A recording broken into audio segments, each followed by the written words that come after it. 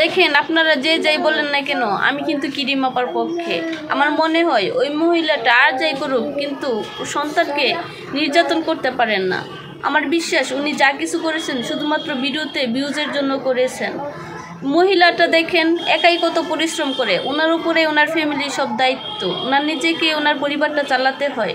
ওনার husband উনি বলেছেন কিছুই করেন না, ওনার টাকা দিয়ে এই সংসার চলে, ওনার টাকাই সব কিছু চলে। শুধুমাত্র ভিউজের জন্য হয়তো উনি ওনার মেয়েকে নিয়ে এই ভিডিওগুলো করেছেন। উনি হয়তো কল্পনাও করতে পারেন নাই যে এই ভিডিওগুলোর জন্য ওনার উপরে এত বড় একটা ঝড় উঠবে। দেখেন একজন মায়ের চেয়ে একজন সন্তানকে কেউ বেশি ভালোবাসতে পারে না। মায়ের ভালোবাসার সাথে কোনো কিছু তুলনা হয় না। একজন মা যাই কিছু করুক না কেন তার সন্তানকে সত্যিকার অর্থে ভালোবাসে, এটা আমার বিশ্বাস। আমি যেমন আমার সন্তানকে ভালোবাসি, প্রতিটা মাই তার সন্তানকে ভালোবাসে।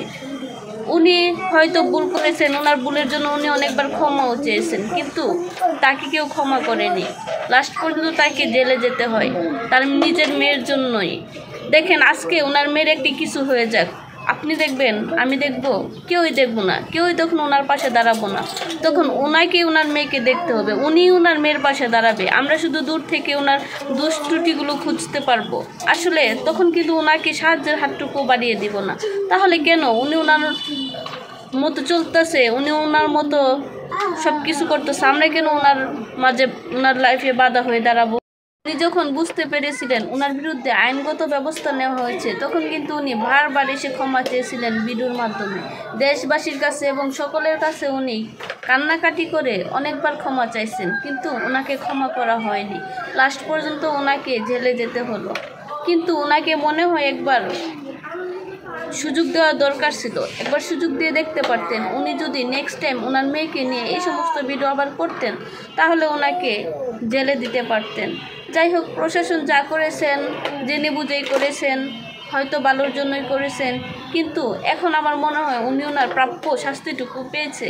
উনি কিন্তু ওনার পরিবারটা চালান। দেখেন ওনার অনুপস্থিতিতে হয়তো ওনার পরিবারটা অনেক কষ্ট করতেছে। সব কিছু যেহেতু উনি করতেন, উনি জেলে থাকাতে ওনার পরিবারের পাশে এখন কে দাঁড়াবে? কে ওনার পরিবার চালাবে? আপনি চালাবেন, আমি চালাবো, কেউই চালাবে না। তাহলে মনে ওনাকে এখন ছেড়ে দিয়ে ওনাকে একটা ওয়ার্নিং দেওয়া হোক, যেন উনি পরবর্তীতে এই সমস্ত ভিডিও আর না করেন।